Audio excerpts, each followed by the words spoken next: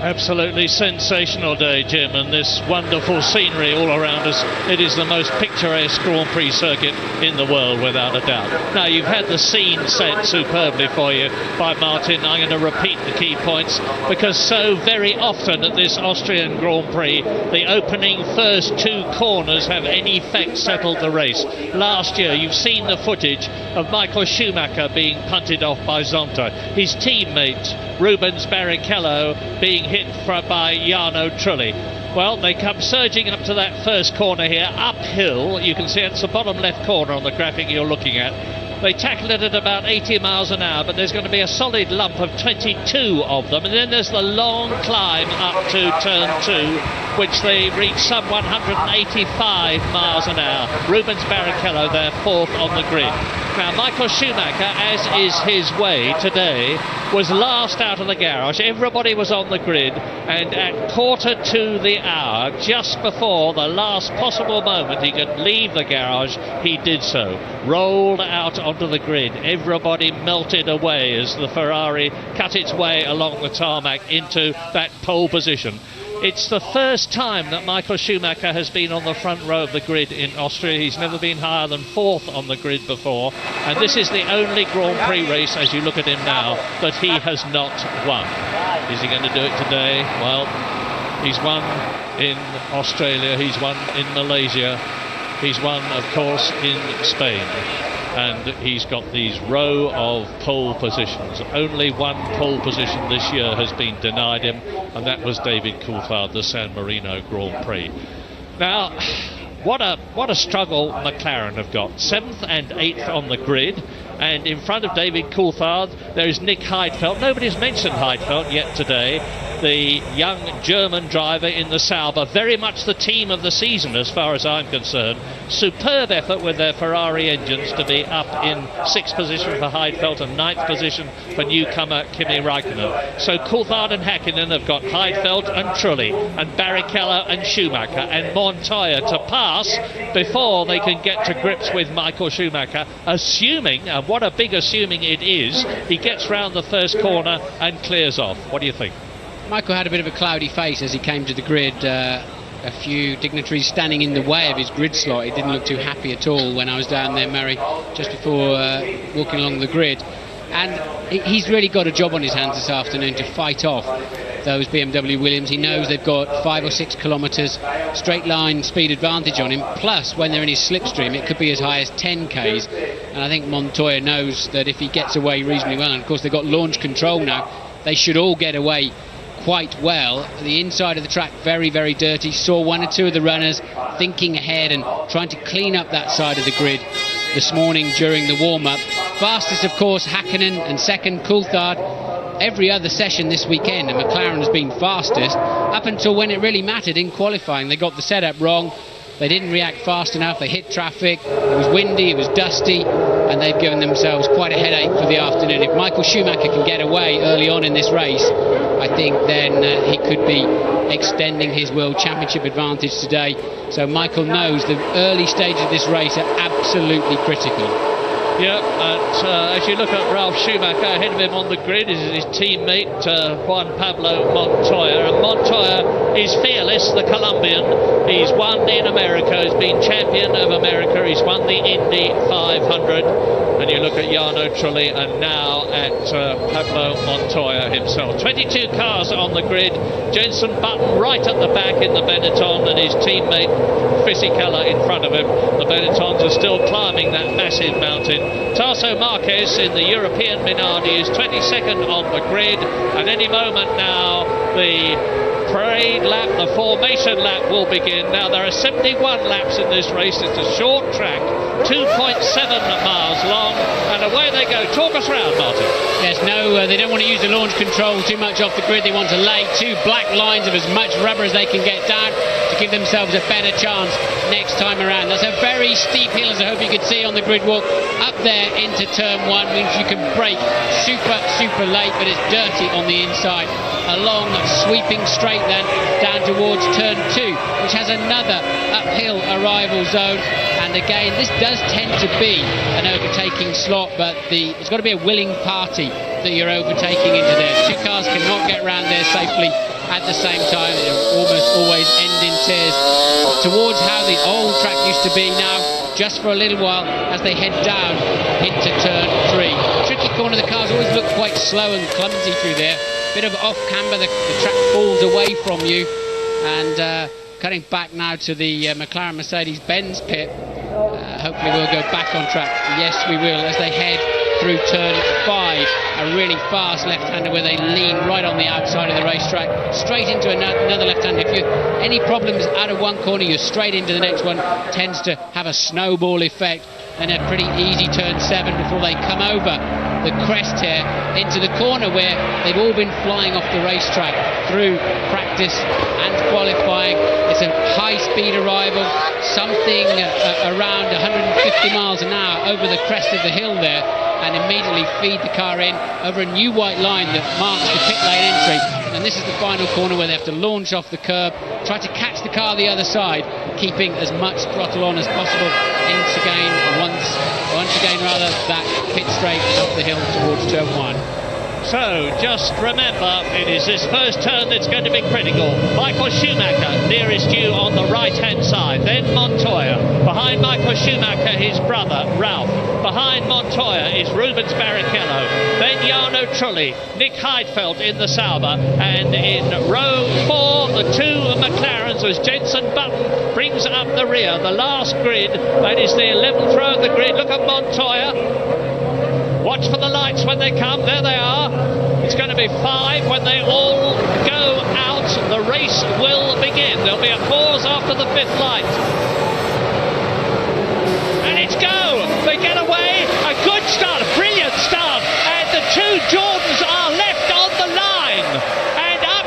And it's the two Williams in the lead already. Montoya leads. And Ralf Schumacher is in 2nd place. Michael Schumacher down to 3rd position. And look at that. Hakkinen 2, so we've got a Sauber, a Jordan, a McLaren. There's another car also on the grid, so launch controls are still not sorted out. We've got a Williams 1-2, a Ferrari 3-4, Coulthard then.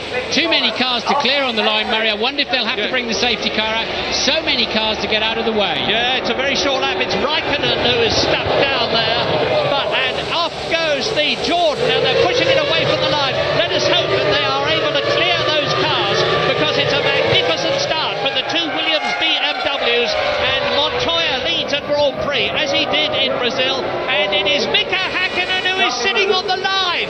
Mika Hakkinen, who was 8th, the man who has done so badly in the World Championship this year, a double World Champion already, but lap 1 Montoya leads. Ralf Schumacher, Michael Schumacher, Barrichello is still in 4th position. He started there. I think they have to bring the safety car out, Murray. Too many cars to clear away. And let me have a look, see if I can see any kind of notice. The safety car is deployed, as you can now see on your screen. They cannot clear Hakkinen out of the way. He's not really in a super dangerous situation. Clearly they can't find neutral. There should be a separate reservoir of energy to pull that car into neutral. You lose all the hydraulic power when the engine dies. Should be a separate source of energy. It's not working on the McLaren. And when you see a replay of the start, both Williams BMWs flying off the line. Michael Schumacher appearing to get away well, but just not going anywhere once he got up to speed. And we saw 4 cars stalled on the line. You can see them bumping along. They're actually turning the engine over as they're trying to push that McLaren along. And really, he's going to have to get out, and they're going to have to crane it off. Mika says, I don't know, that's it. Shakes his head. Well, what a terrible, terrible season it is for the world champion Mika Hakkinen. 3 failures to finish already in Australia, in Brazil, and in Spain, where he had that problem. And here again, it looks as though he's not going to even start the race. And here is the replay. Now watch the two white and blue BMWs. Look at Montoya on the dirty side of the track. And what a sensational start from Ralf Schumacher. Straight past his brother. And his brother is challenged, but Michael Schumacher turns in. He's cleared that first corner this year. Martin, take this one again. Look, they're just having to dive all over the place. I've never seen so many stalled cars on the grid. Both Jordans then, Hakkinen and Raikkonen, and no dramas at the first corner. We're missing some key players by the time we get there. And look, a Williams 1-2. Coulthard appeared to have a good start. Look, virtually passed both Ferraris, but then lost out somehow. Is now back down in 5th place. And look at that. That's a sinking feeling in your heart if you're Eddie Jordan. And a disaster. All of these Fandango Electronics, look, and they're just failing. They're failing the drivers, they're failing the teams. Just goes to show the best electronic brains in the world couldn't solve that problem. Now, with the safety car out, and there's the replay again, and that start from Ralf Schumacher's is one of the best I have ever seen in Grand Prix racing. Straight up to his teammate. Now, the order now, we're on lap 3, of course, with the safety car still out, with Montoya leading Ralf Schumacher in the Williams BMW, Michael Schumacher third, his teammate Rubens Barrichello is fourth, David Coulthard, who started 7th, has gained 2 places, he's up to 5th. Here's that start, look at Ralf, just hooked it up beautifully, but Montoya peaks the inside line, doesn't really squeeze his teammate, and Ralf, knowing he's going to have to yield, Michael just did not get away. Looked like there was much too much power being taken out by his launch control, moved off the line. I stood looking out of the window while you were talking about it. Michael Schumacher moving away nicely as the lights went off, but just didn't go anywhere, and the Williams BMWs just launched. But the start of the Austrian Grand Prix was not Ralf Schumacher, it was Eddie Irvine, 13th on the grid, 1-3, and he's in 6th position now in the Jaguar. I don't think he'll be expected to stay there because Jaguar is still working very hard on the car, but you can see him bobbing and weaving as he goes into the right-hander at turn 4. Now they've got the car inside the white lines that show either end of the pit lane itself, Murray. They can start, and the mechanics can start Häkkinen's car, as the same with Frentzen and Trulli, and he can get back into the race if they can restart it. Now we understand the safety car is coming in this lap, and the race director Charlie Whiting will not be pleased to see a McLaren parked right across the fast lane of the pits there. Well, I tell you this, there's been a lot of discussion about whether Ron Dennis, the boss of the McLaren team, would ask Mika Häkkinen to defer to David Coulthard, as Coulthard is doing so well in the championship compared with Häkkinen. I don't think there's any doubt that will have to happen now. It's going to be no points for Mika Häkkinen in this race, and David Coulthard is in 5th position as the race is going to restart. Now watch out, because they're all tied up together, and it's Montoya, Schumacher, Ralf, Schumacher, Michael, Barrichello, David Coulthard, then there's a gap to Eddie Irvine. Behind Eddie Irvine is Jos Verstappen in the arrows. He's come up from 16th to 7th position. Another terrific start. The Austrian Grand Prix is go again, and this is lap 4 out of 71. Häkkinen then driving down the pit lane. Murray just saw him get up and running. He was parked in the fast lane, and Benetton came through. I don't know who that was who pitted, but Häkkinen, no problems there. He's now back in the race. Of course, he's lost those 2 laps, and there you see then an overhead shot of Mika Häkkinen joining the race plumb last. At the moment, Frentzen is the only retiree of those 4 that stalled on the grid. Yeah, and Heinz-Harald Frentzen was in 8th position in the World Championship, looking to do much better this year in the Jordan, which is going so much better, but no luck here in Austria. And it's still close up at the front between Coulthard and Montoya, just 2 seconds when this lap started, shaking his head, sitting in the Jordan in the garage, Heinz-Harald Frentzen from Mönchengladbach, who is 3 times a Grand Prix winner. Now, remember, the Williams BMWs are on Michelin tyres, and Rubens Barrichello very saucily having a look at his team leader, Michael Schumacher, as they go into turn 1. The gap between the 2 is very close. Look at Verstappen right up behind. Verstappen clearly on lower fuel, and that is truly off the road, truly out of what is 19th place. He stalled on the grid. Remember, Verstappen was shaping up. Did he pass the McLaren? Yes, he did.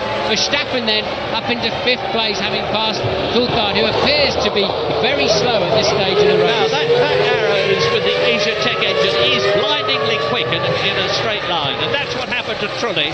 Trulli hit, I think, was it Pedro de la Rosa or was it Eddie Irvine? Whichever, is one of the Jaguars. He's out of the race, so it looks as though both the Jordan drivers are taking an early bath, because we are now on lap 5, and Verstappen, I suspect, Mika Häkkinen tours in, retires from the 4th time in 6 races. He's only had 2 points finishes at the San Marino Grand Prix and Malaysia. Replay of Jarno Trulli going off at turn 1, lap 5 now. Well, Trulli would already been a lap down. Whichever Jaguar he was fighting, he would have been a lap down because of his start line problems. But already then in the gravel trap for him. And look at Barrichello hustling teammate Michael Schumacher, 3rd and 4th place. But Montoya then with a 1 second lead over his teammate. Barrichello shaping up then to have a look up the inside into turn 2. Can he make it round Michael Schumacher? That was close. Yeah, I'll have you chop your nose off, says Michael Schumacher. But Jos Verstappen, look at him in the air. Now, I was saying earlier on, I suspect he's on a 2-stop strategy. That car is blindingly quick in a straight line. We saw him do wonderfully well in the Malaysian Grand Prix in the wet. They seem to have a very good control system on the car. But Verstappen is closed right up now to Rubens Barrichello in the Ferrari. Race order, lap 6, Montoya, Ralf Schumacher, Michael Schumacher, Rubens Barrichello. There's 2 seconds covering the first 4, covering the first 5, and Jos Verstappen has just made the fastest lap of the race so far in the Arrows. Michelin tyres, 1st and 2nd, Bridgestone 3rd, 4th and 5th, and in 6th position, David Coulthard is in the points. David Coulthard started 7th, he got up to 5th, he's been passed by Jos Verstappen. An incredible drive by the Dutchman, Jos Verstappen in the orange Arrows. He has a look at Barrichello. Barrichello does not have a look at Michael Schumacher this time. It's coming up to turn 2 that Barrichello starts to close, or has done in the past, on Michael Schumacher.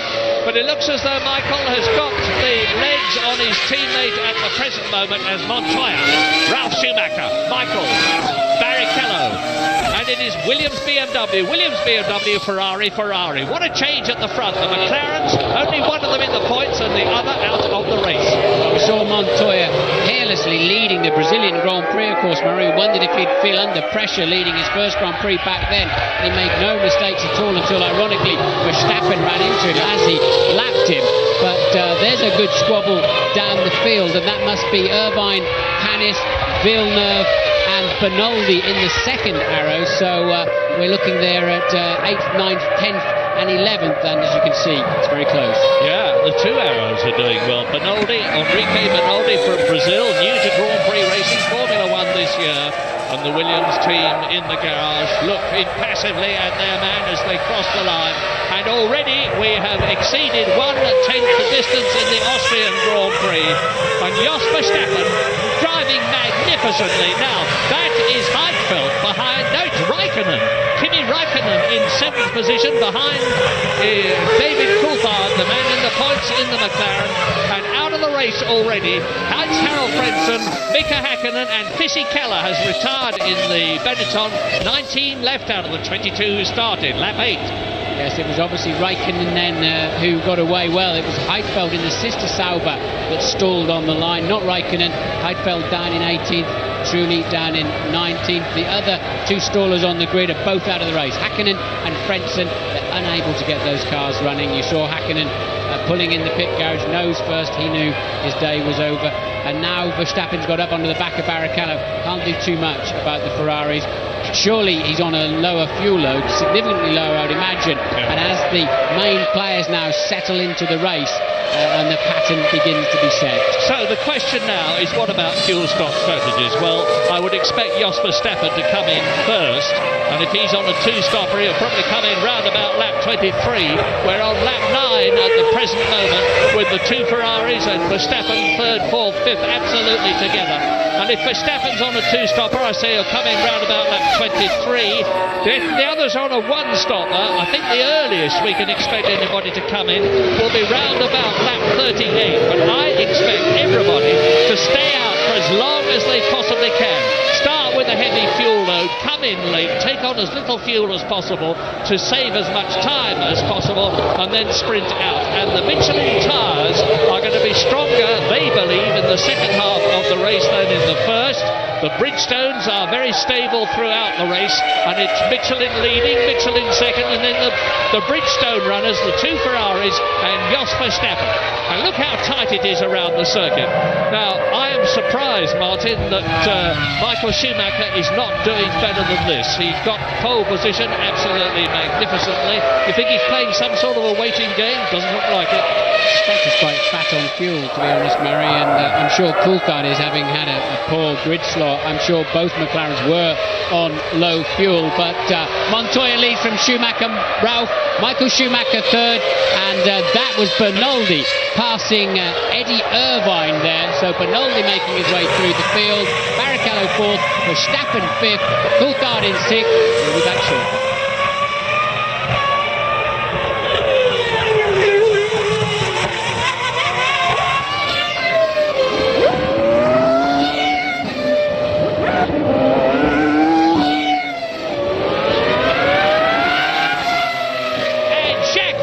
Has just done a complete 360-degree spin. Here it is, diving through on the inside to take Eddie Irvine, and that is Ralf Schumacher going wide.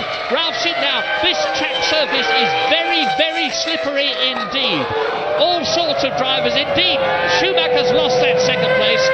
To second place goes Michael Schumacher, to third position goes Barrichello, up into fourth place goes Jos Verstappen, and down through the field goes Ralf Schumacher. He just made a momentary slip there. The car slid wide. That is Kimi Raikkonen, and here is Olivier Panis in the BAR. So that mistake has cost Ralf Schumacher dearly indeed. There he is, and he's touring.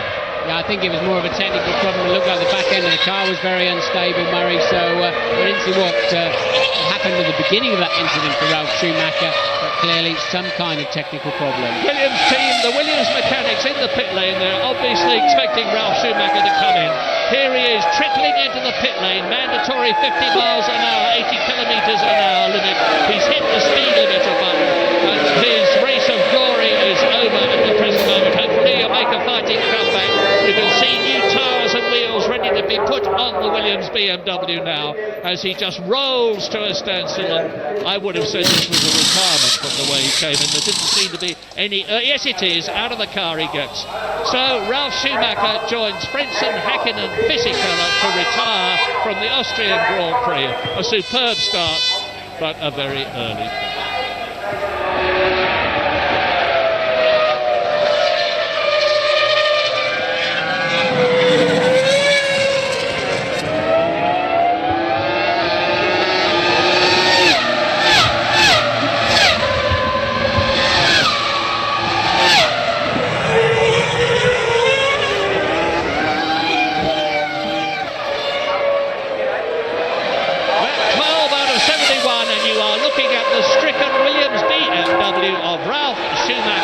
Who has just retired. He has rolled into the pit lane, having lost his place. There goes Schumacher, Michael through. There goes Barrichello. There goes Verstappen in the arrows. So Verstappen is now up into fourth position, and Montoya is being pushed very hard indeed. Well, that's the replay then of Ralf Schumacher falling out of the race. Some kind of technical problem on the way into turn 3. This happened earlier on in the race too. Eddie Irvine seems to be going backwards down the field, squeezing Villeneuve. They just the gentlest of kisses, and Villeneuve into a bit of a pendulum swing there. Irvine still holding down 9th place, certainly on his back foot. Jacques having to take to the grass.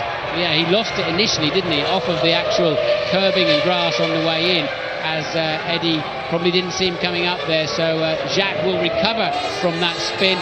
We don't know what the problem is with Ralf Schumacher. And now look, the two Ferraris are hustling Montoya. Montoya's fallen off the pace by some 0.8 of a second. Remember what I said to you on the grid. The Michelins apparently go away then for 10 to 15 laps after the early stages of the running, and hopefully come back to them later in the stint. And now you're seeing all the signs of that as the two Ferraris, Verstappen and Coulthard, home in on Montoya in the lead. James.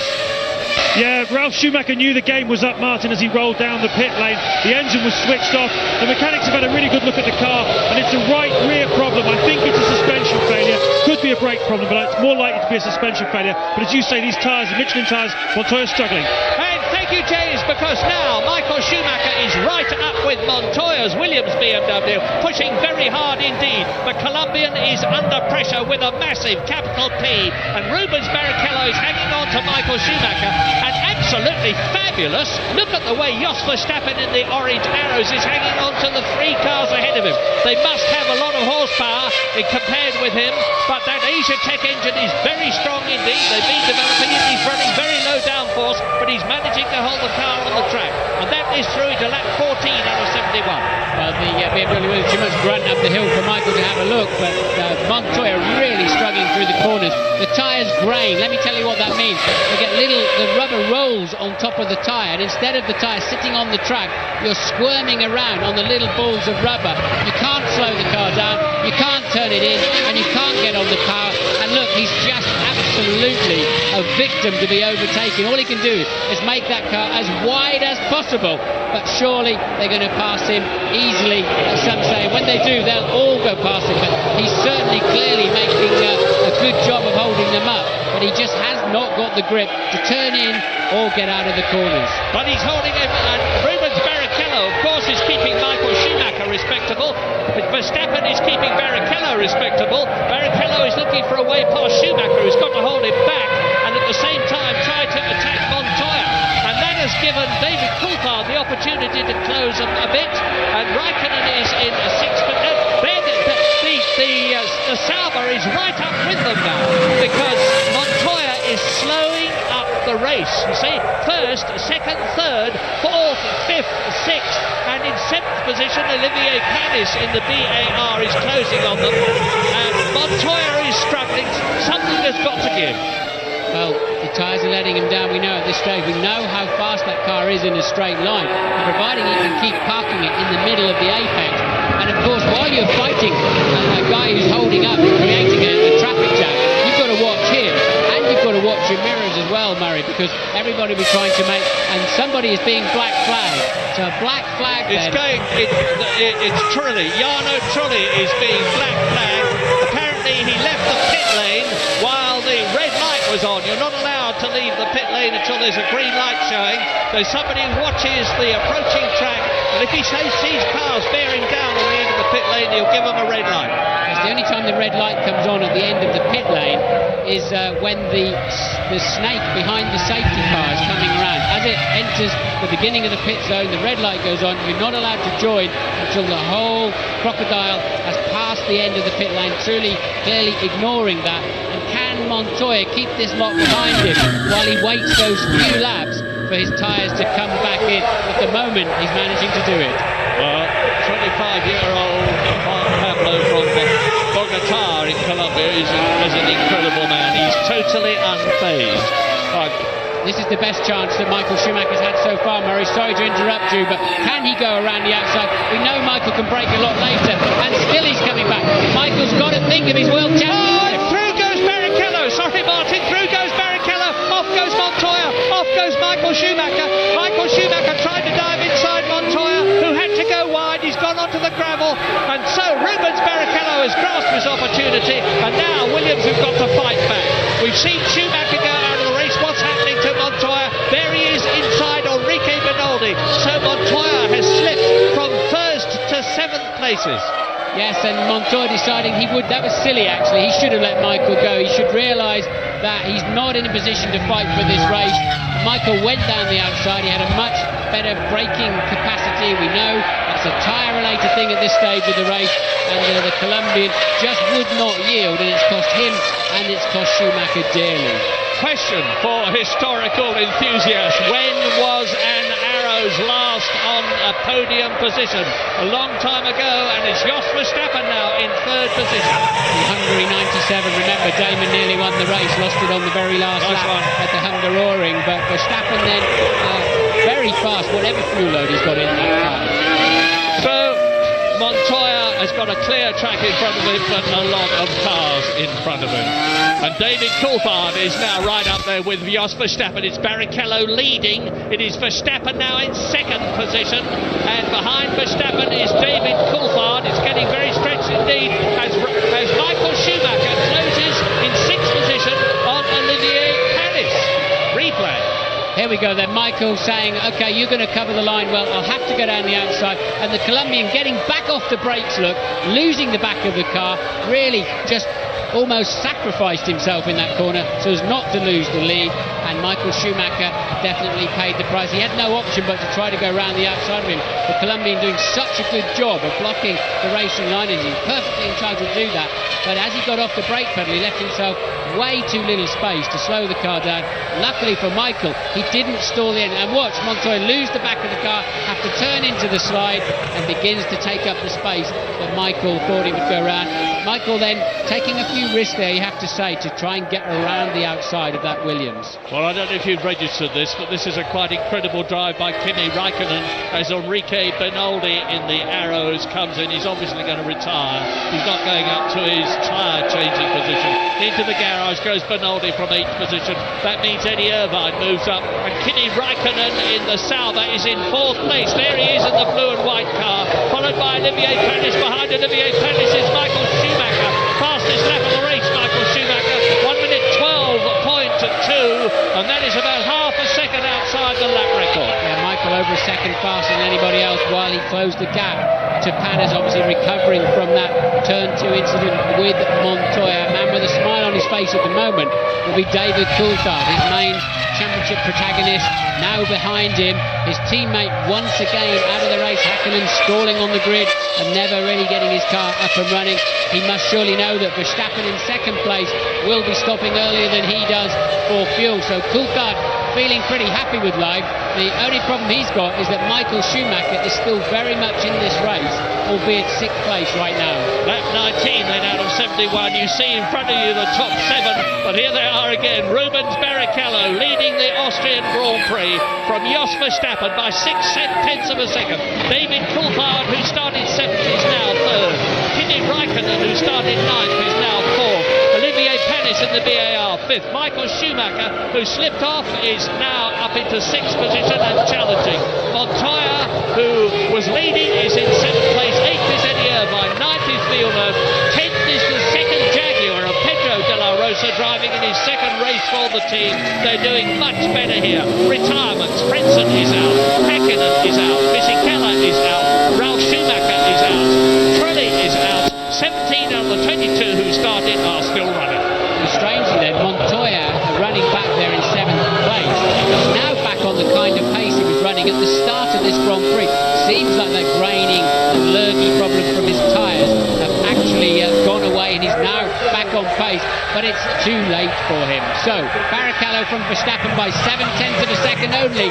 Coulthard a further 1.4 down the road. We'll take a break.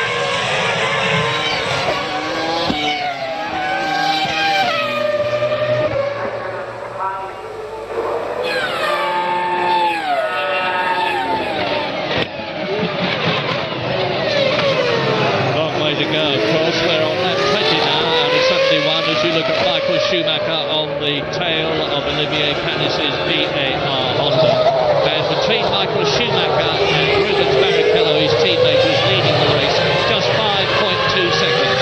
Now Olivier Panis has got Honda power behind him, the V10 Honda. Michael Schumacher, the Ferrari, of course, and Olivier Panis is a very experienced campaigner. This is his 96th Grand Prix, and he knows what to do to keep people back. He's a past Grand Prix winner. He's won the Monaco Grand Prix in the past, and he's reveling in being a Grand Prix driver after having been a tester last year for the McLaren team. Looked as though he might be out of Formula One, but that is definitely not the case, and he's doing a sterling job. But the best job of all is being done by 2 people in the top 6, in my opinion. Jos Verstappen from Weissneck in Holland, who is still holding that 2nd position, just 1 second behind Rubens Barrichello now, and Kimi Raikkonen, the 21-year-old Finn, who's only in his 6th Grand Prix. This is only his 28th car race, never mind a Grand Prix, and he's holding 4th place, and his last lap was 1 minute 12.9. That's only 0.3 of a second slower than race leader Rubens Barrichello. A superb drive. That's the Arrows garage. Now, what's happening behind Michael Schumacher in 6th position? The answer is that Montoya is lapping to within a few hundredths of a second at the same time, so he's maintaining the gap between himself and the Ferrari. Eddie Irvine is 8th, Villeneuve is 9th, and completing the top 10, Pedro de la Rosa, Jaguar.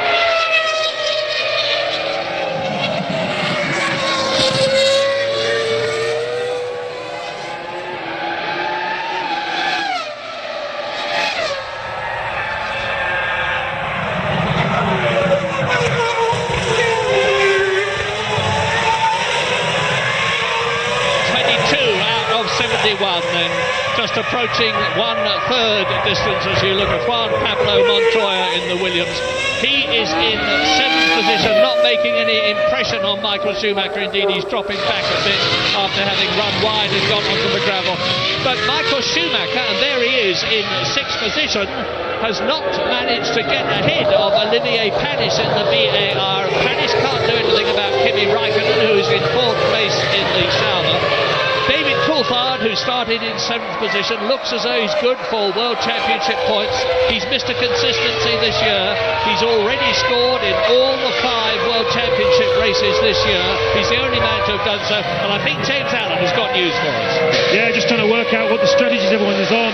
Rubens Barrichello, David Coulthard, Kimi Raikkonen, Olivier Panis and Michael Schumacher, I reckon, are on quite a lot of fuel. They can go perhaps as long as that 44, 45, 46 if necessary. Verstappen, we've said, is lighter on fuel. I believe Montoya probably is as well. So that means that Raikkonen is looking very good here. But the guy to focus on for me is David Coulthard. I do believe that with a bit of patience, and the McLaren have a fantastic pit stop record, they can actually win this race here today if Coulthard is a little bit lucky. Yeah, and at the moment Michael Schumacher's on 1 World Championship point, and David Coulthard is on 4 World Championship points for 3rd position. So he's closing the gap by some 3 points, and he's 8 points behind Michael Schumacher in the championship at the present moment. But there's a long, long way to go in this race. David Coulthard, there he is, supremely fit. And the McLaren team are obviously stung to the quick by their failure to do well in qualifying yesterday, and that is the Arrows team. Well, only 1 Arrows left in the race, so bad news then for Verstappen. He's going so well. Obviously, we all knew he had less fuel than the cars he's running around, but he's coming in at a 3rd distance, just over a 3rd distance, a normal 2-stopper then for Verstappen, and that will put him down the order. Nonetheless, a good run from him in the early stages of the race. Coulthard then moving up to 2nd, Raikkonen then up into 3rd place at this stage of the race. Barrichello a new fastest lap up front on a 1:12.2, and Coulthard just about matching him in 2nd place. Well, if Kimi Raikkonen moves into 3rd position as into the pits comes Jos Verstappen, it'll mean to say that Sauber are in a podium position for the 2nd time this year. The second's ticking away, out goes Jos Verstappen. Now, the first 7 have gone through. We're waiting for Eddie Irvine now in 8th position as Verstappen comes up to the exit from the pit lane at turn 1. Eddie Irvine and Villeneuve have gone through, so it looks to me as though Jos Verstappen, who came in from 7th place, has dropped to 10th position. David Coulthard, of course, has moved up a place. There is the race leader, Rubens Barrichello. He's 3 seconds now. No, he's 3 seconds ahead of David Coulthard. And Kimi Raikkonen in 3rd place. Panis is 4th. Michael Schumacher has been elevated to 5th position.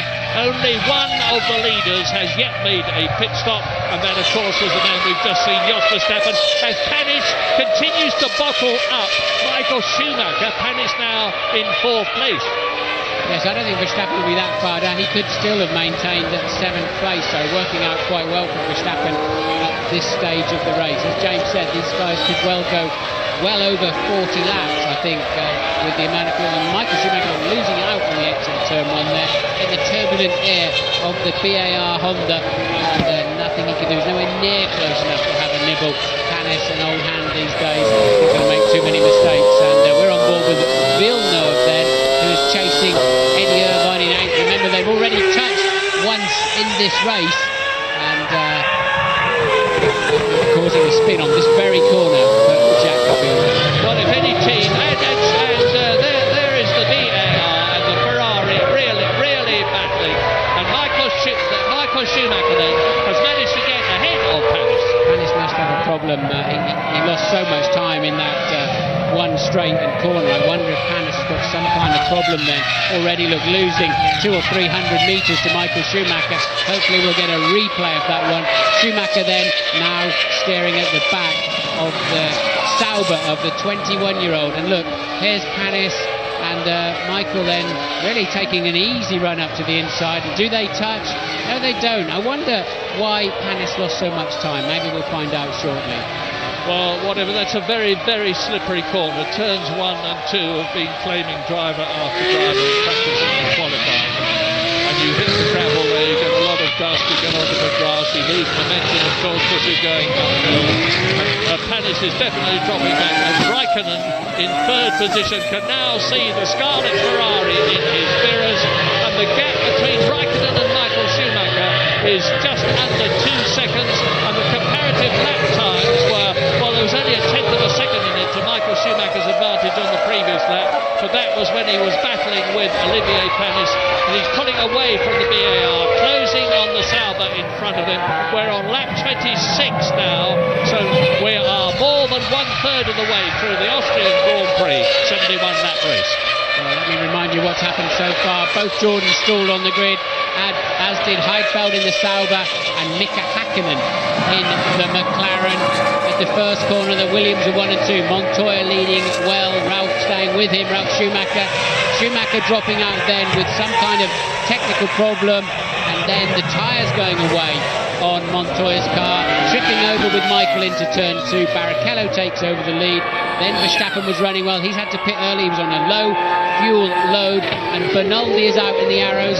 He retired mechanical problems. Truly black flag disqualified, and leaving the pits under the red light while the safety car was going past. And Ralph have talked about Fisichella, just a retirement early on. Hakkinen and Frentzen never getting up and running in this race after stalling on the grid. As you look at the battle for third position, Kimi Raikkonen in the blue and white Sauber Petronas Ferrari engine is being challenged by the Ferrari, the Ferrari of Michael Schumacher, who's taken 1.6 seconds out of his 1.9 second lap. And is that a McLaren? I thought it was a McLaren. It was a Minardi. It was Tasso Marquez who was slowing up. And Michael Schumacher now, there he is. There is Marquez in the European Minardi touring out of the race. Well, he was in 15th position ahead of Nick Heidfeld, who had the bad start, of course, in the second Sauber. He's still running now in 15th position, but he is a lap adrift. Kimi Raikkonen continues to resist the efforts, the sterling efforts of Michael Schumacher to get past him, but surely it must be only a matter of time. The Ferrari is quicker, and look at the experience of Michael Schumacher compared with Raikkonen. It'll be interesting to see how Raikkonen handles this. He's been so supremely impressive and confident in these early stages. Michael, great drive there out of turn 2. Surely just in the sweet spot for a good toe all the way down. We know the works Ferrari engine must have more power than the customer Ferrari engine, and there you see it clearly for yourselves. Back into the podium position, Michael Schumacher, who slid off at turn 2 in that confrontation with Juan Pablo Montoya, who is now in the points, incidentally. Montoya, with Verstappen having come into the pits, is now in 6th position.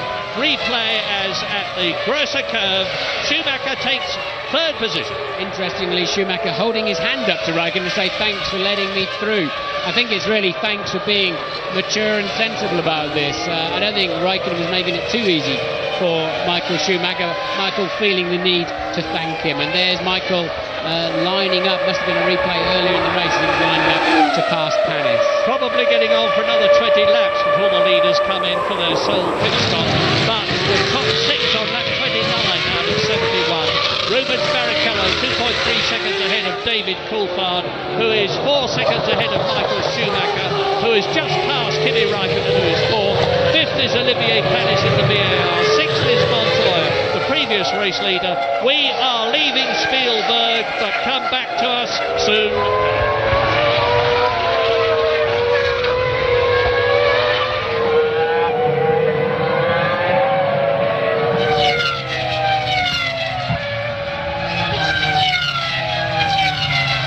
As you watch Michael Schumacher now, his time on the previous lap was a bit slower than that of David Coulthard, but then he was tackling Kimi Raikkonen. It's the same old story as he closes.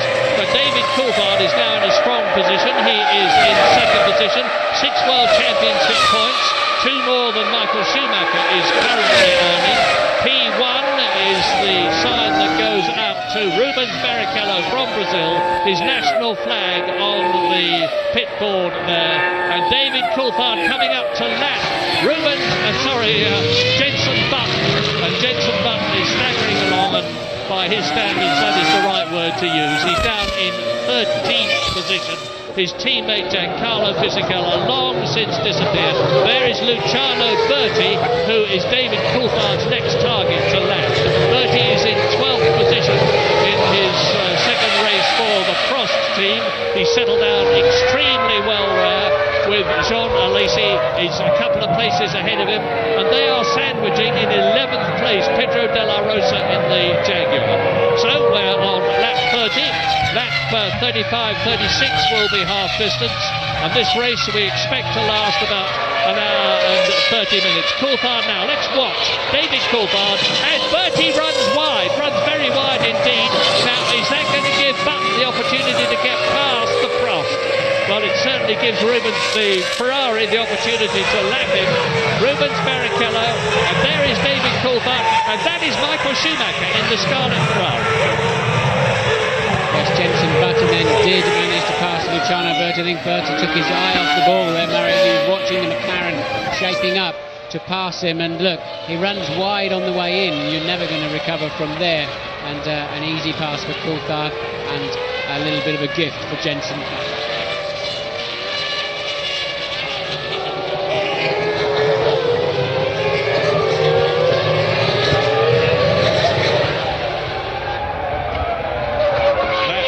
Out of 71 in Austria. None of the current top six have made a pit stop yet.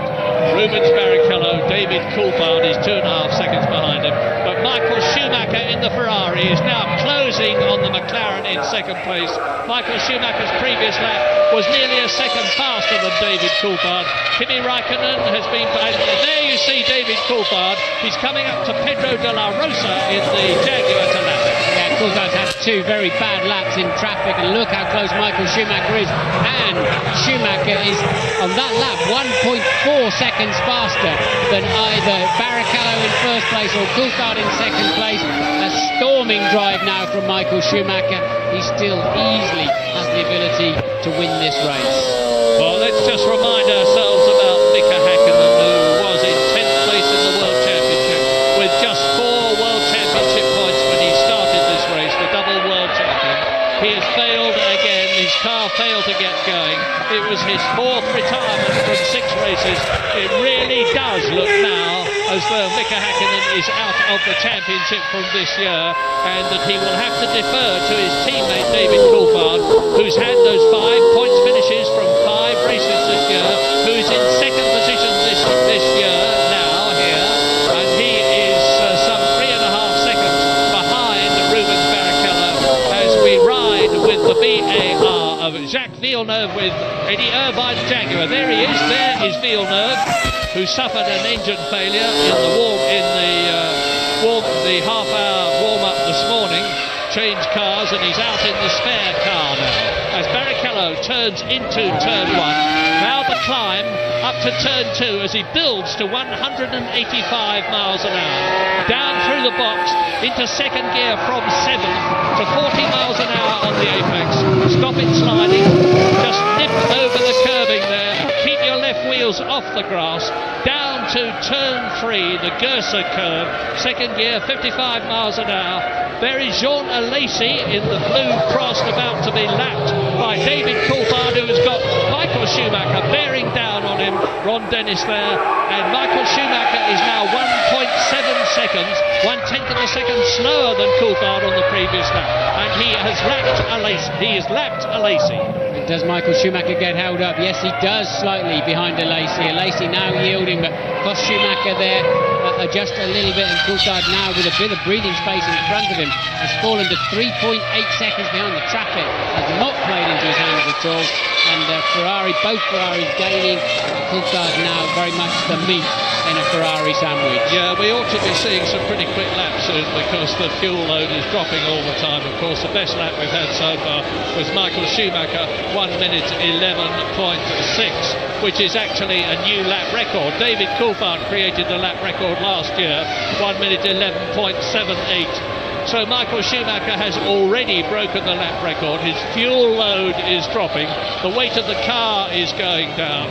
David Coulthard, Michael Schumacher, and the gap just over 1.5 seconds. But Michael Schumacher is going faster on this lap than he's been before. It's exactly as I was just saying. As the fuel load goes down, he goes faster. He's just gone through the first of the 3 sectors on this circuit, faster than anybody. But what a battle is developing behind him, because we've now got lapped cars, and it's happening all the way down the field as Raikkonen and Panis and the others close up on them.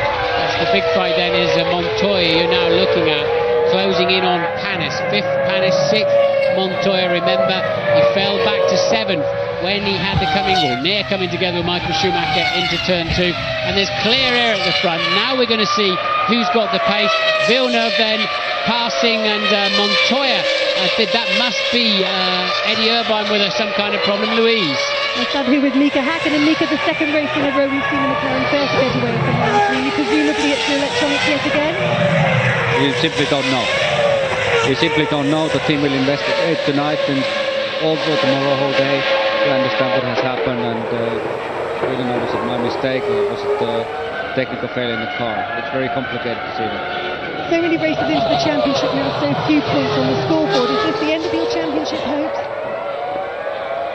Well, it doesn't look too promising, does it? Thanks, Mika. Oh, bless him. He's a lovely bloke, very phlegmatic about it, because Mika Hakkinen, as I said earlier on, had only got 4 World Championship points compared with Michael's 36 when the race started. He's got no World Championship points from this race. Michael Schumacher, if he finishes, is going to get at least 4, I think. And he's continuing to challenge David Coulthard. But now the interest is developing with the Bridgestone and the Michelin tyres. The top Michelin driver is Montoya, with Ralf Schumacher, his Williams teammate, out of the race. And Montoya is 6th. New fastest lap there, number 1:11.1 from Michael Schumacher. As I said, clear air at the front. And what did Barrichello do? A 1:11.8. Coulthard a 1:11.4. Michael Schumacher a 1:11.1. So there you can see the pace, and Michael Schumacher. This is critical for Coulthard. He knows that if he lets Schumacher pass, surely Barrichello will be told to yield. If it's a Ferrari 1-2, Barrichello will have to yield, and it'll be 10 points for Michael and 4 points for David if he ends up in 3rd place. So somehow got to stay ahead of that Ferrari of Michael Schumacher's, so that Ferrari cannot bring team play into it. Yeah, at the present moment, with the Ferraris 1st and 3rd, they're on a potential 14 Constructors' World Championship points, compared with McLaren 6 for David Coulthard. So the gap is extending by 8 points, and Ferrari were already 18 points ahead of McLaren. Ferrari, who won the Constructors' Championship in 1999, but lost the Drivers' Championship, and then they won it again last year, of course. So they're looking for a hat-trick to prove that they really, really, really are back at the top of Formula One, as historically they have been in the past. But they've had major gaps. Now, there is the Sauber diving out to take Jean Alesi, pursued by Montoya and Panis. And Panis, there is Montoya. He is in 6th position, and you're looking now at the battle for 5th and 6th, Panis and Montoya. Yeah, strange. We saw Panis really fall away from the pace, didn't he? Michael Schumacher passed him easily in a straight line. Whatever his glitch was, it's fine now. So Raikkonen 4th, 2.2 seconds ahead. Then you can see Raikkonen at the front. That is a lapped Prost, and Panis coming under pressure. Montoya not close enough up there into turn 3. They are just 0.4 of a second apart last time past the pits, and it's even less now. So a good scrap there. But look at Raikkonen up there in 4th place, and he clearly is not on a light fuel load. They're 37th, this is the 37th lap of the race. And the Jaguar team mechanics coming out into the pit lane. I would guess it's for Eddie Irvine, who is in 8th position. There's quite a gap between him and Jos Verstappen. He's got Jacques Villeneuve right behind him, and Montoya is continuing to press. Now look at the gap between Raikkonen. There is Alesi about to be lapped. And Panis running wide in the last turn. Montoya then just easily breezing up the inside, and Panis will not get back as they head up into 1. So Montoya takes over 6th place. And Michael Michael Schumacher is continuing to fly. He's now less than a second behind David Coulthard. Replay, Alesi in the blue car. Montoya dives inside. Panis's VAR gains the place. Is up into 5th position with Raikkonen, Schumacher, Coulthard and Barrichello ahead of him. We're looking at Rubens Barrichello, the man who won the German Grand Prix last year for Ferrari. His sole win for the Maranello team. And the Jaguar exits the pit lane. Della Rossa it was then that Jaguar were waiting for, so from 13th place Della Rossa came in for a pit stop. He's been lapped already. Everybody up to Jack Villeneuve in 9th place has been lapped at this stage of the race, and it's really a head-to-head between Coulthard. It's 11.6 for Barrichello and 11.3 for Coulthard and 11.288, just 0.8 of a second behind then for Michael Schumacher. Not much to choose. So who is behind Schumacher that you're looking at now? Well, Raikkonen is 4th, Montoya is 5th, Panis is in 6th. Those are the points position. Jos Verstappen, who was going so well in 2nd place, is still close to the points. He's 7th position in the arrows, having made 1 pit stop, the highest runner to have stopped. Eddie Irvine is still out there, 8th position. Jacques Villeneuve just behind him is 9th. Jean Alesi, who we've just seen lapped by the 3 leaders, is 10th. And Jenson Button in the Benetton, by virtue of staying out, although he's been lapped, is higher than he's used to this year. He's in 11th position. And here in Austria last year, Jenson Button finished a fine 5th in his first Grand Prix year for the Williams team. Now Button then in 11th place, 30 in the Prost is 12th, both the Prost are still running. Fernando Alonso in the European Minardi is in 13th place, ahead of a lapped Nick Heidfeld and Pedro de la Rosa, who has just been in the Jaguar. As the Ferrari, the McLaren and the second Ferrari complete their 39th lap. We're now into the last third of the race. So Coulthard then once again a fraction slower than Michael Schumacher. The gap remains at 0.8, and they're both homing in on Barrichello. Barrichello only just 2 seconds in the lead as he negotiates the small uphill apex of turn 2, and Minardi cruising, and that clearly must be Alonso because Marquez out of the race earlier on. Well, fine drive by Alonso, the very slowly funded Minardi team compared with the top constructors of Ferrari, Williams, Jordan, McLaren, Benetton, of course. Now look at this battle, here it is.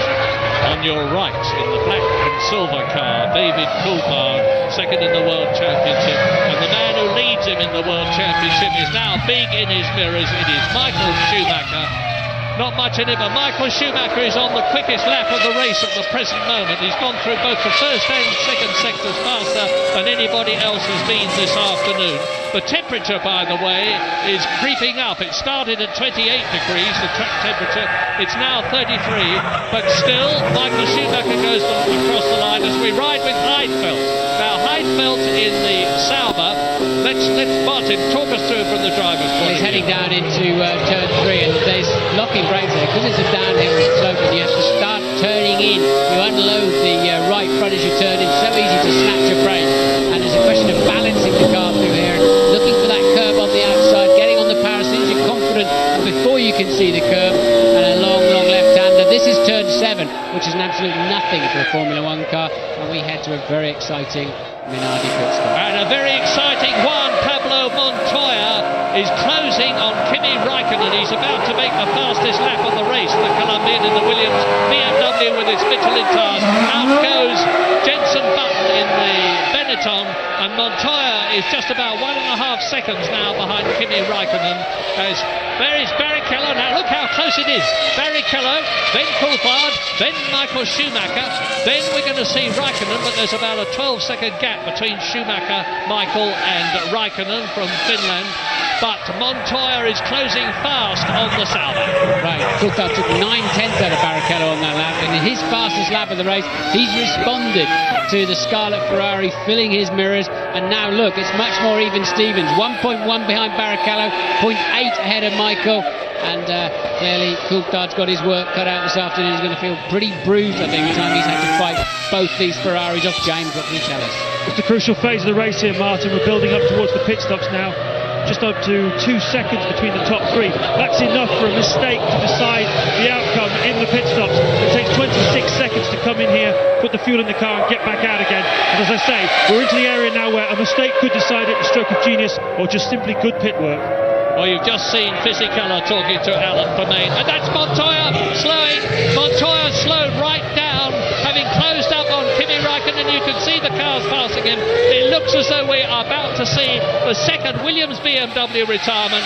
Yes, the crestfallen people in the garage are taking the gloves off.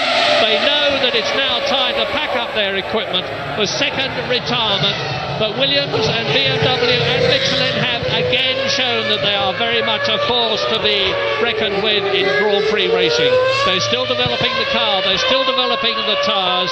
They've done a fabulous job, but the Austrian Grand Prix is over for them, and that means to say that Panis will now be in 5th position, and Jos Verstappen, the gallant Jos Verstappen, who made that early pit stop in the Arrows, having been in 2nd position, is back in the points. Martin reminded me about that brilliant drive of Damon Hills in Hungary in 1997, when against all the odds in the Arrows he took and passed Michael Schumacher to lead the race. A brilliantly exciting and inspiring moment. Well, Jos Verstappen is doing a sterling job at the present moment too. Oh, steady on. He's just coasting it downhill. That's Juan Pablo Montoya. He's getting it away from the track, very sensible indeed, into a position of safety where there's no danger of it being helped as Barrichello, Coulthard, Michael Schumacher, the gap between them in total 2 seconds on lap 43 out of 71. Over the line they go to complete the lap into their 44th lap. So Michael, the quickest one that time around, the gap down to just 0.6 of a second now. Back on board with Heidfeld, your current 12th place man. Remember, he stalled on the grid, and that's why he's already a lap down in this race. It took a long time to get those 4 cars running. Safety car out initially. Heidfeld was struggling to keep the back end of that car under control as he was chasing there. That is Villeneuve, so quite why he's chasing this, because he's a lap behind. Yeah, so lap 44, both the Ferraris very much in the hunt, only one of the McLarens with Häkkinen out. Both the Saubers are still running with Raikkonen very much in the points. Both the BARs are running with Panis in the points. Only one of the Arrows, that of Jos Verstappen, is running. Both the Jaguars, Eddie Irvine is in 7th place, and Pedro de la Rosa is still running. There's the Ferrari men coming out into the pit lane. This is going to be the first pit stop for one of the top 3 contestants, Barrichello and Schumacher, and there is the Michael Schumacher, 3rd position, and Barrichello stays out as he comes up behind the Jaguar. Yes, and he's going to get a clean run up the inside, so that works out well for Barrichello. He'll lose a bit of time having to turn in early, but can Coulthard and David and Michael Schumacher clear the Jaguar before turn 2? Any little tiny piece of traffic, and there's a bit of gamesmanship, isn't it? They've gone back in again. Any tiny piece of traffic, look, and it has delayed them slightly, is absolutely critical at this stage. As James said, the pit stop will be critical, and the in and out laps will be equally as critical. Panis in from 5th position. The gap between him and Verstappen was 22 seconds. The gap between him and Raikkonen ahead of him was 11 seconds. And so there is Jean Alesi coming in the Prost from 9th position, as out goes the BAR of Olivier Panis. Looks like a good stop that. 5th position. He may well have retained the... No, I don't think so. I think that Verstappen's probably got through, but Verstappen, of course, has got to make another stop, whereas Panis will not. And James, can you update us? Well, Mo, you called it a piece of gamesmanship. It's exactly what it was, the Ferrari mechanics coming out. McLaren guys looking ready to respond. It's like a chessboard. They know, these mechanics down here, they know that they could well decide the outcome of this race. It could swing any one of 3 ways. Fantastic atmosphere. I can't remember a race which would hinge just as this will hinge on the pit stop. Well, there is Panis back in the hunt in the Honda-powered BAR. Both the Jordans are out, of course. There's 4 Honda-powered cars, the 2 BARs and the 2 Jordans. A tremendous battle between them all the way through the season because they both want Honda patronage next year. And Jordan, I would have said, have got the best chance, but BAR are doing best here, and Ferrari are out again. And then we didn't see the last lap, but Barrichello lost a half a second to both Coulthard and Schumacher. There you can see they're much closer, and I don't think they're sandbagging this time. I believe one of the Ferraris will definitely be in the pits this time around. Which one will it be? Verstappen is in the pits for his second stop too. Will it be Barrichello? Will it be Michael Schumacher? There's 9/10 between the 3 of them. How far can Coulthard go on his fuel? And it's Schumacher. Schumacher in the pits. From 3rd position, now it is up to Rubens Barrichello and David Coulthard to really get the hammer down now to try to improve their advantage as Michael Schumacher stops. If I was Ferrari, I'd be asking, James, can you tell us anything? Well, looking about 9.3 seconds would be an ideal stop, pretty quick. That was a really nice stop. He's in the game. He's really in the game here, guys. Yeah, remember they're 2/3 of the way through the race, so they shouldn't be too long for fuel, James. But if I was Ferrari now, I'd be asking Barrichello to ease up on this next lap and try to hold Coulthard up if they want to bring championship leader Michael Schumacher into play. Yeah, it's a tough one for Paul Rubens, of course. He's supposed to have equal rating with Michael Schumacher, and you can see the sounder there, Kimi Raikkonen, who was in 4th place. They got a left rear wheel problem. It's cost him, I would think, at least 10 seconds, that, and it will have prejudiced his chance to stay ahead of Olivier Panis as he exits the pit lane. Yeah, he was about 10 seconds ahead of Panis. We'll see where that shakes out, but Coulthard really needs to get on it. Coulthard's lost a half a second in the middle part of this lap, crucially, and I think I saw a bit of traffic in the background, so not a great lap then for Coulthard just when he needs one. And the second Ferrari's in the pits, Murray. Barrichello straight in at the end of the next lap, and good moves there by Ferrari. And David Coulthard, who won the Brazilian Grand Prix and has been in the points in every other race this year, leads in Austria. But as I've said in the past, it's a false dawn because Rubens Barrichello has made his stop. Michael Schumacher has made his stop. We're on lap 48 out of 71, and David Coulthard has yet to come in. He's got to really, really hit it in this lap. Well, it's all down to the drivers then for the Ferrari team. No more pit stops. They can, of course, play the team tactics over the radio. But can McLaren now pull out some kind of supersonic pit stop? How far can David Coulthard go on his fuel load? There's Michael locking up a right front, I would imagine, into turn 3 on his out lap. Running a little bit wide look. Yes, on the grass. Bad. If that's the out lap, it's a replay. We don't know exactly when it was. Not what Michael needed. And is David Coulthard coming in? No, he is not. David Coulthard, and in comes Jacques Villeneuve from 7th position in the VAR as Alesi goes through. Here is race leader David Coulthard, and he's just done the fastest lap of the race. He's really pushing it. 1 minute 10.8 under 1 minute 11.7. 1 minute 11 seconds, and that is an absolutely terrific race. Super fit David Coulthard. He's really got his dander up, and after that bad race that he had in Spain last year when he fought his way through after a bad start up into 5th position to get 2 points. Louise Goodman. I stood here with Juan Pablo Montoya. Juan Pablo, race for the guys from absolute lows for you. What went wrong in the end? We lost like oil pressure and we lost the gears and flow and everything. Got an alarm 2 corners before and I knew that was something. Tell me about that incident with Michael Schumacher. Oh, he braked quite late. I braked late as well when I said he was going to go for the outside. When I went for a bit harder, the bell was a bit long. It's been long all weekend. And just like the rear tires and coming away. Thanks for talking to us. Well, Rubens Barrichello is still ahead of Michael Schumacher. David Coulthard is still ahead of both of them, but has yet to come in as Eddie Irvine in the points does so in the Jaguar. Are Jaguar going to get their first World Championship point this year? Let's hope so, but Coulthard won 10.9 that time around. Not quite as quick as the lap before, but still significantly quicker than Schumacher or Barrichello. And this could just play beautifully into Coulthard's hands. Michael, we think, made a mistake on his out lap. That's why he's ended up the second of the prize, some 3.4 seconds down he is at the moment, so that gives Coulthard a bit of breathing space. But yes, look, here they come. Can they launch Coulthard back onto the track ahead of Barrichello? Schumacher slightly out of play at this time. Traffic in the way.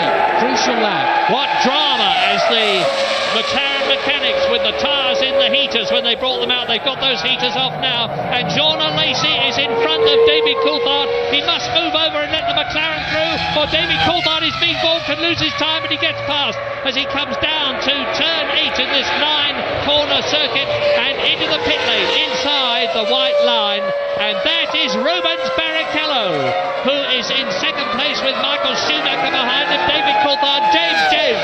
It's going to be very marginal, we all know that. He had a 25.2 seconds lead, but of course his stationary time will be less. He's taking less fuel on board than the two Ferraris did. Did he do enough on his in lap? He's revving the engine, gunning the engine. 8.0, he might well do it. Well, he's down the pit lane now. He's at the speed limit at the moment now. Look for the Ferraris on the right, and it looks as though David Coulthard is going to do it. He's coming up to the uphill section, and I cannot see the Ferrari yet. Yes, look, David Coulthard still leads. Barrichello is second. Schumacher is still third. Now, David Coulthard has got to get the remaining heat into those tyres, but it looks to me as though he is safe. He's now lap 51 out of 71. 20 laps to go. If David Coulthard wins this race, it is going to be an absolutely magnificent drive. From 7th on the grid after that bad qualifying session yesterday. But now all the top 3 men have completed their single stop. There'll be 3 or 4 corners, getting his tyres up to full operating temperature, understanding exactly the car that's underneath him, and then I think Coulthard has the faster car this afternoon. They're all on exactly the same fuel load, of course. They're all fueled to go just to the end of this motor race. Coulthard has track position. It takes any teamwork of him being scuppered behind the Ferraris out of play, of course, and that must be Della Rosa. It's Eddie Irvine. It's Irvine, is it? Pulling... No, it's Della Rosa, sorry. Yeah, Della Rosa pulling out of the race. He was down in 12th place. And of course now Ferrari can still ease Michael up into second place, but Coulthard and McLaren are now controlling the race. Well, now what are going to be the Ferrari orders as off goes Villeneuve? Pit lane speeding penalty, 10 seconds. It's going to cost him while he's stationary, plus the time that it takes him to get into the pit lane, slow down to that mandatory 50 miles an hour and then accelerate out again. He was in 8th position. He's going to lose the place. No, he may not, because Jean Alesi was 53 seconds behind him. Good news for Kimi Raikkonen in 4th place. That long pit stop when they couldn't get the left rear on still enabled him to stay in 4th place. So Coulthard leads by 1.3 last time around, and Michael Schumacher from Barrichello. Michael Schumacher 3.1 seconds further behind Raikkonen, 25 seconds behind in 4th. Hannes 5th. Verstappen in the final points scoring position. We'll be back very shortly.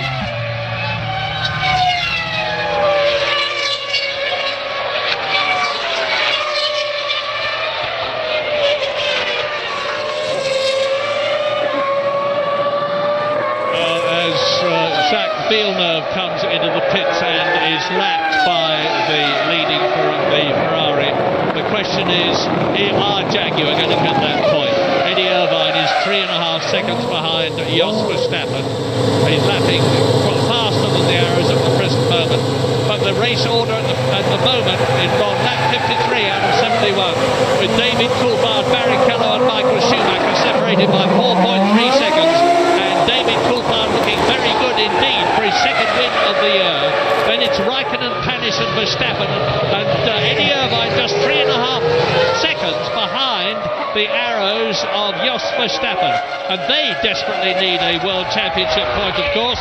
The Arrows team, for all their trying from their Lee Field base, have not yet scored a World Championship point, and they richly deserve one. As for that matter, do Jaguar. Yellow flags waving, lap 53, and the tension is certainly not slackening. The leader, David Coulthard, has lapped everybody up to Eddie Irvine, who is 7th, and I do believe that Rubens Barrichello is close. Yes, he is. He's reduced the gap. It's less than a second now as he takes, or tries to take, Luciano Berti. Now, the Brazilian ought to give way, and he's done so, but look at the way that Barrichello is closing on Coulthard and pulling away from third place Michael Schumacher there. Lap 54. It's going to be a real nail-biter to the end of the Austrian Grand Prix of the year 2001. Michael Schumacher yet to win this race, but he's looking good for World Championship points, 4 of them at the present moment, like David Coulthard on 10. So if Coulthard can stay where he is, and Barrichello is between the two of them, the gap is going to close by 6 seconds. Michael Schumacher not going quickly at all, no particular traffic, and here's why. 13.0 was his last lap time, and he went very wide in the last corner.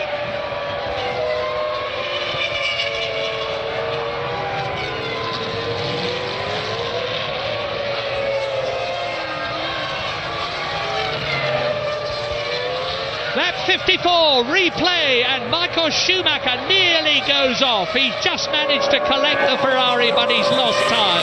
And Rubens Barrichello is on a tremendous charge. Look at him, 2nd place, and he's only a second behind David Coulthard. Look back, and you see Michael Schumacher. What are going to be the Ferrari team orders? Are they going to let Rubens Barrichello stay ahead? Well, Michael, we've now seen 2 mistakes from him in the last corner last time around, and also on the outlap that scuppered any chance he had of taking the lead. Remember, they were nose to tail virtually as they went in for the pit stop. But Coulthard has not got 10 points in his pocket at all yet. For whatever reason, on this set of tyres or in this stage of the race, he has not appeared to have that advantage over Barrichello. In fact, it's swapped around now. Barrichello the faster by 2 or 3 tenths of a second, and it's Michael who can't quite keep up with him. Yeah, it's amazing, this Formula One business. Remember David Coulthard, we showed it before the race began, when he was talking about his awful 7th position on the grid for him, and he said, but never mind, you don't get points for where you go on the grid, you get points for where you finish in the race, and we could still win it. That is optimism and determination. He could still win it. He's on lap 55. He's got 16 of these 2.7-mile laps to go. But Rubens Barrichello there in the Ferrari is trying for his 2nd Grand Prix victory. The first one that he had was at Hockenheim last year when he came from 18th on the grid to win the race in appalling weather conditions. I think the McLaren doesn't work as well with a fueler. Remember at the beginning of the race, Coulthard passed by Verstappen, struggling to hang on, yet set a new fastest lap and a new lap record just before his pit stops on very low fuel. And he'll be very relieved to find, and there he is running wide in turn 1 again. He'll be very relieved to find that he was actually a few hundredths faster last time around than his pursuer Rubens Barrichello. Michael Schumacher also now getting up to full racing speed. Yeah, you don't get points for the fastest lap. I think you ought to do personally, and one for pole position. That's my personal opinion. But David Coulthard nearly a second faster here today than he was last year when he put up the then record lap.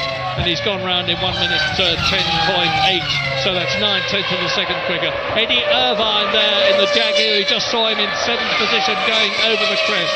He's going to be caught and passed and lapped for the first time by David Coulthard shortly. And look at Barrichello. Now, the gap as they go across the line is still 9 tenths of a second. Now, is Eddie Irvine going to move over and let the flying 2 first through? He'll get the blue flag. There's been a little bit of needle between Irvine and Coulthard recently. They've accused each other of blocking in qualifying, and David felt Eddie did not let him through as easily as he might have done while he was lapping him in previous races. We'll see what happens this time around. But Barrichello and Michael Schumacher now was 1:11, half a second quicker than Coulthard. Coulthard's got his work cut out. I think we're seeing a little bit here also. It's much easier to chase than be chased, especially on this racetrack. The fine line between loads of grip and the limit of the racetrack and a dusty trip through the gravel traps is absolutely tiny. And Coulthard then trying to keep it on the road, but those Ferraris are not going to let him have it easily. Right on, lap 57 now, to 70 only one, 12 of the 22 starters left. David Coulthard, Rubens Barrichello, Michael Schumacher, you see them together in the same shot. Kimi Raikkonen is fourth, Olivier Panis is fifth, Jos Verstappen is sixth, Eddie Irvine still just out of the points, seventh position, yet to be lapped, he's about to be lapped. Villeneuve is 8th in the second BAR, Alesi is 9th, Berti is in 10th position, and now Barrichello is right with David Coulthard, and for the record, 11th is Button and 12th is Heidfeld. The rest are retired. Coulthard losing 8/10 to Michael Schumacher and over half a second to Barrichello. He lost momentum in the last corner with the Jaguar in front of him. Barrichello having a clean run, and this is the net result. Coulthard needs to get the hammer down now. He needs to try to get himself a 1.5 seconds advantage. This next 5 laps is his opportunity to reassert himself in this race. At the moment, he's on the defensive. That's Raikkonen fourth. Michael Schumacher on the previous lap was faster than Barrichello, faster than Coulthard. The gap is down to 2.7 seconds between Coulthard leading, Michael Schumacher third position.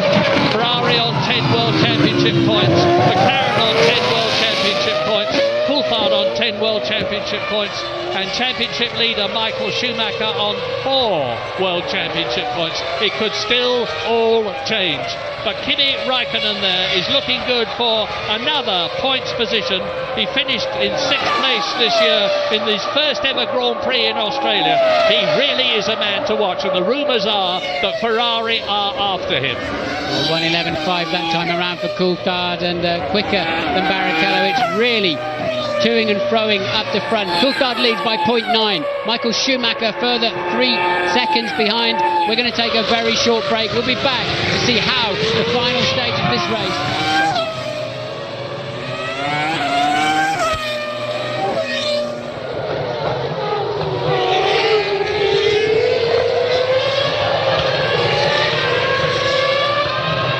In the meantime, on lap 59 out of 71, as you watch Michael Schumacher and Ross Brawn, the top technical man at Ferrari, on the pit lane gap there. Michael Schumacher is not now making any impression at all on the 2 cars in front of him. If he finishes on the podium in third position, or conceivably higher, I'm going to be very interested indeed to see what he has to say in the interview room afterwards. Has he got some sort of a problem? The car looks as though it's handling well, but it may well be that as tyres are hand-made and they can vary from one set to another and provide different grip characteristics, maybe his latest set of tyres is not as good as the one that he was on before.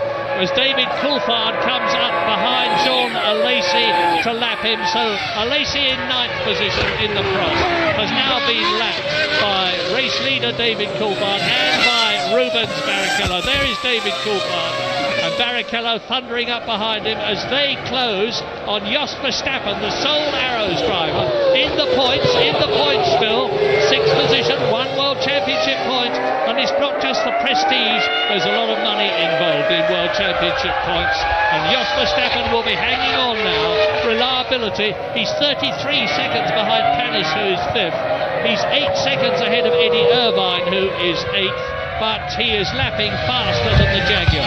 Looking good then for 1 World Championship point. Jos Verstappen as Coulthard and Barrichello have both passed the Arrows, and the Ferrari mechanics have got nothing left to do now except sit in the garage and watch the race on their monitors. Lap 61.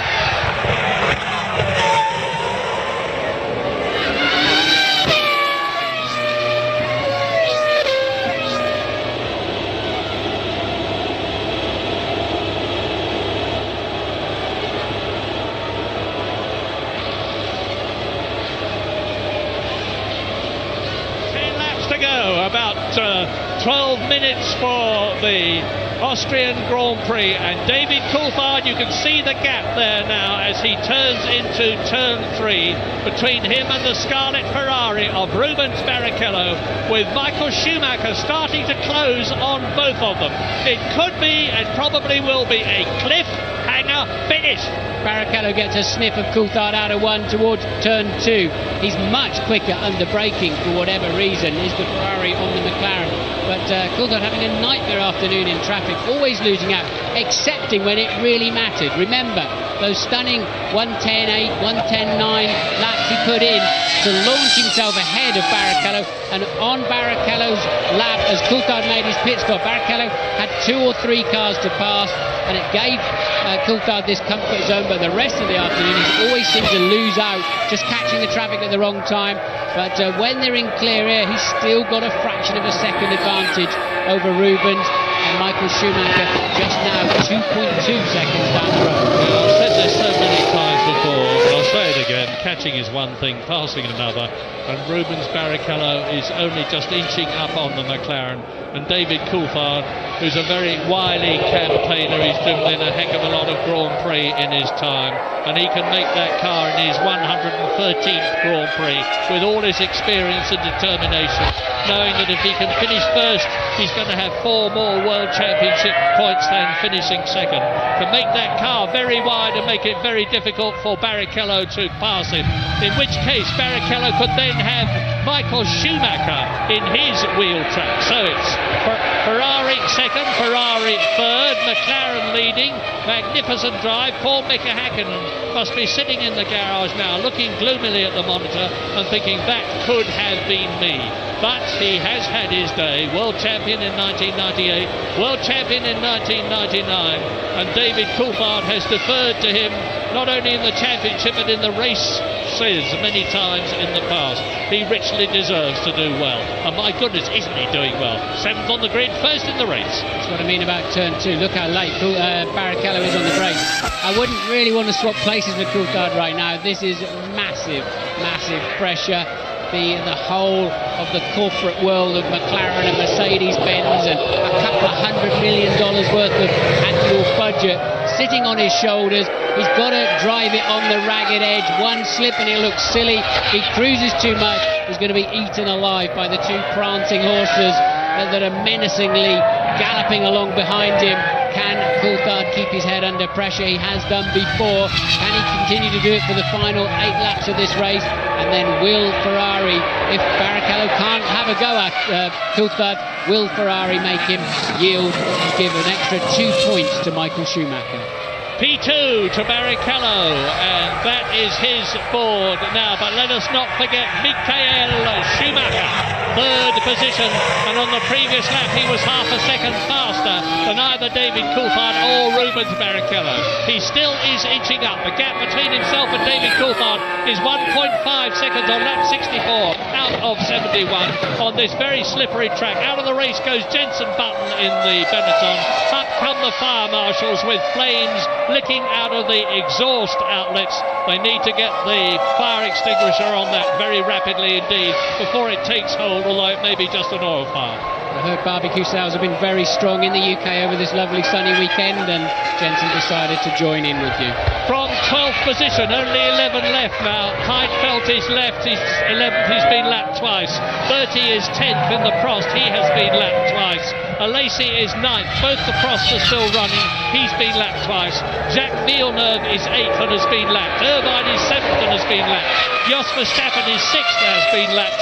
Only 5 cars are on the same lap, which is lap 64, and 3 of them are virtually together. This is the replay of the engine locking up and spinning Jenson Button out of the race, engulfed in flames at the back. They die down pretty quickly. He's out of the car, he's okay. Engine seized, there may be some oil, and that is Luciano Berti then spinning himself out in turn 1. That is not where Button went off. I'm wondering if there's any oil where Button went off. To let Heidfeld through, and they were on the same lap. So the Saubers are now 10th position for Nick Heidfeld and 4th position for the magnificent Kimi Raikkonen, as Michael Schumacher is now bearing down Joe Ramirez on the left. The veteran man at McLaren is one of the top people in Formula One, absolutely enthralled with how his man is doing. His man being David Coulthard, lap 65, and the Scot from Twynham with the Salter proudly on his helmet. I cannot find the words to say what a superb job David has done and is doing.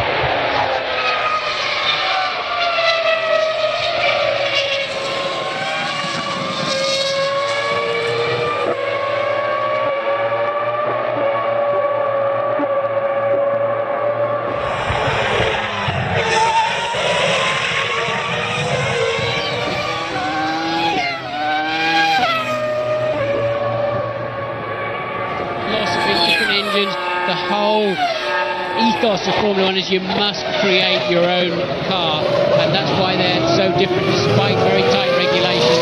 And yet, still, 66 laps into the race, we've got 2.8 seconds between the three cars. They are so close, so evenly matched. Yeah, and how McLaren have closed up on Ferrari. James Allen.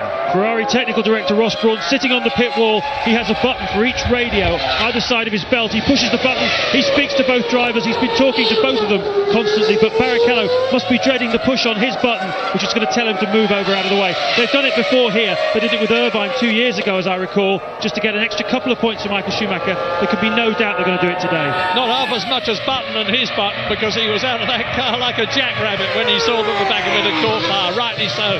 Luciano Berti is being caught to be lapped by Raikkonen. Raikkonen in fourth place, another sterling performance.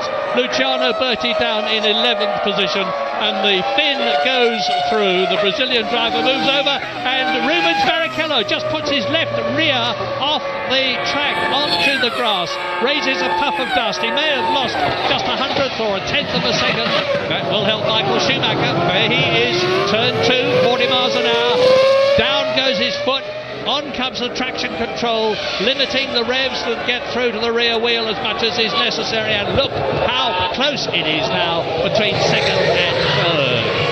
Two Ferraris together. I say again, 10 World Championship points for the Ferrari team, 10 World Championship points for the McLaren team if they stay where they are. This is lap 67, 68, 69, 70 and 71 to go. Very little time left.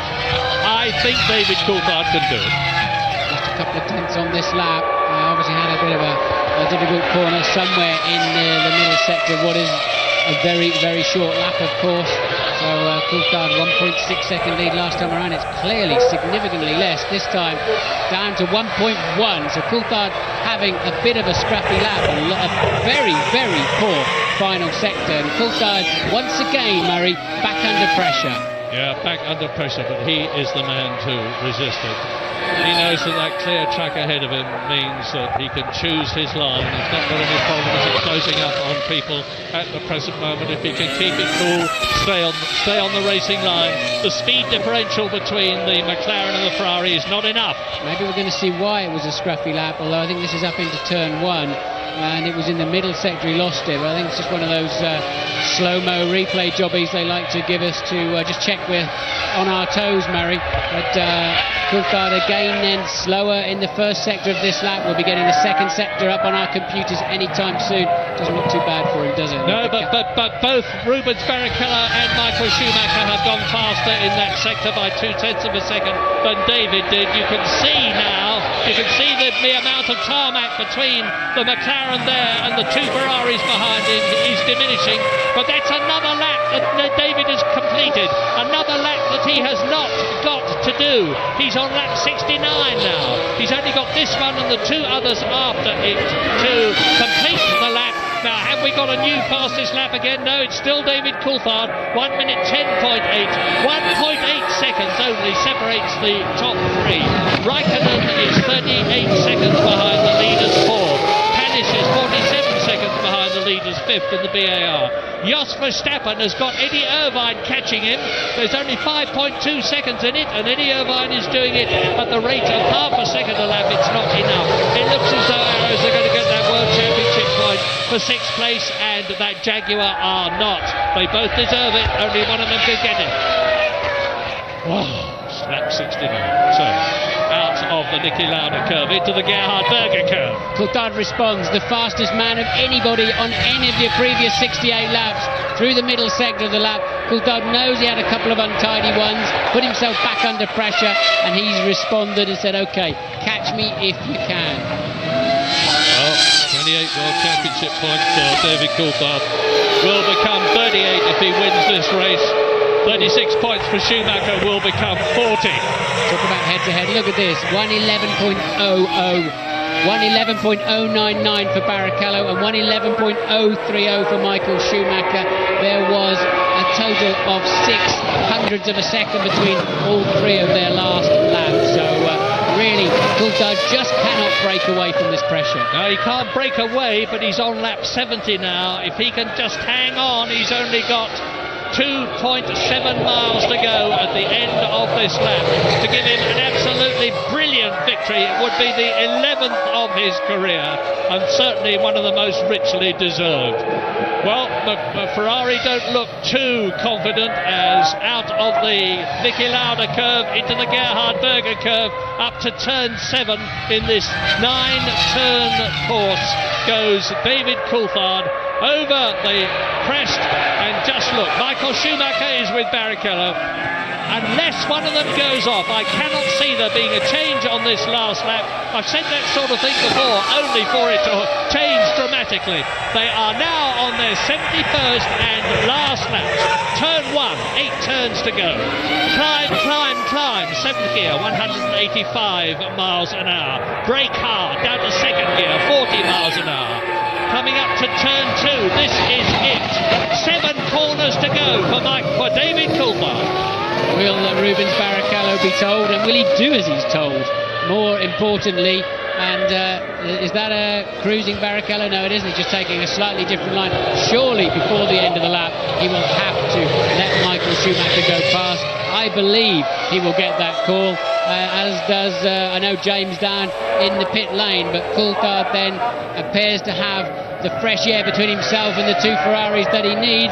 Barrichello's going to make Michael wait until the absolute last moment if he's going to do it at all. And there are just 2 corners left in the Austrian Grand Prix of 2001 for David Coulthard now, as he sweeps out of the right-hander down to the last corner of the circuit and the race, and David Coulthard wins, and Michael Schumacher is 2nd. Wow, there is team orders. Michael Schumacher gets 6 World Championship points. David Coulthard gets 10, and a bitterly unhappy Rubens Barrichello defers at the last moment. He will not be at all happy about that. But remember when David deferred to Mika Häkkinen as they approached the line in the Australian Grand Prix? Well, that's another reason. One of Coulthard's great wins from 7th place on the grid. I don't know what the opposite of brain fade is, but surely Coulthard was the master this afternoon, and really a stunning drive from him. Did what he had to do when he had to do it, kept his head under supreme pressure.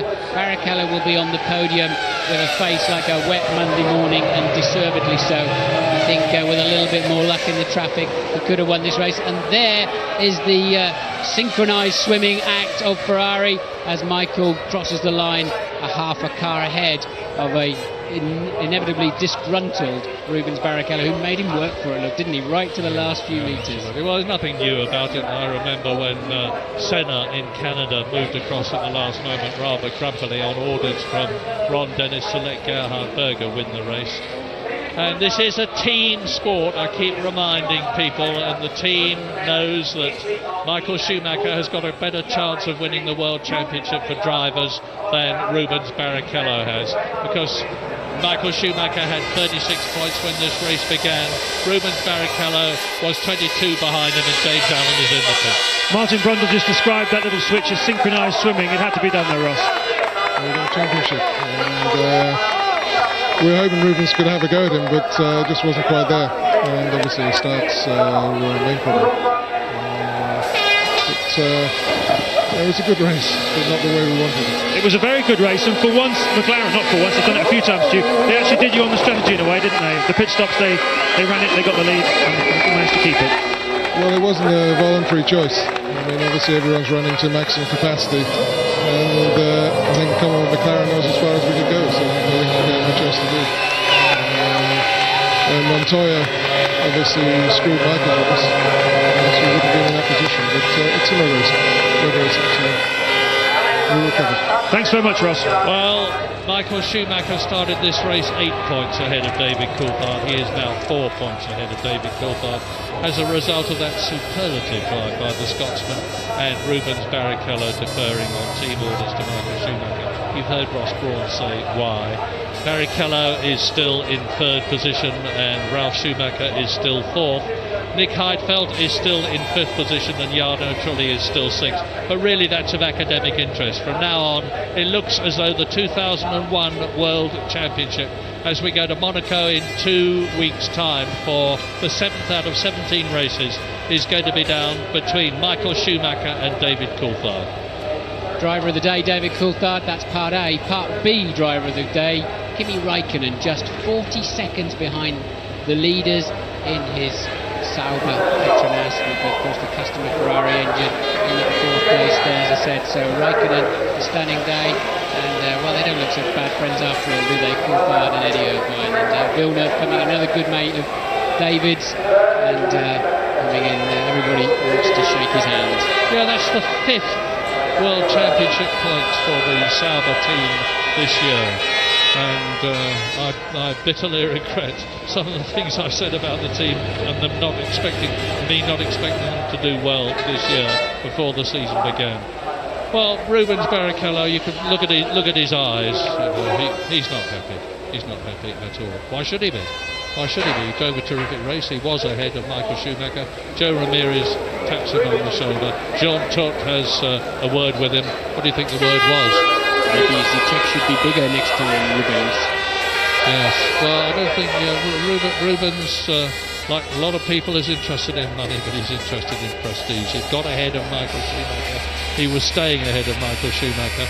But I say again, and you heard what Ross Brawn had to say, there is a World Championship involved, and Michael Schumacher is more likely to win it than Barrichello is. It matters to Ferrari, it matters to Maranello, it matters to Fiat, of course, who are the money behind Ferrari. So it is understandable, even if it is very bad news for Rubens Barrichello. But wonderful, wonderful news for David Coulthard, his 11th victory. Terrible news for Mika Häkkinen. Olivier Panis finished in 5th position and has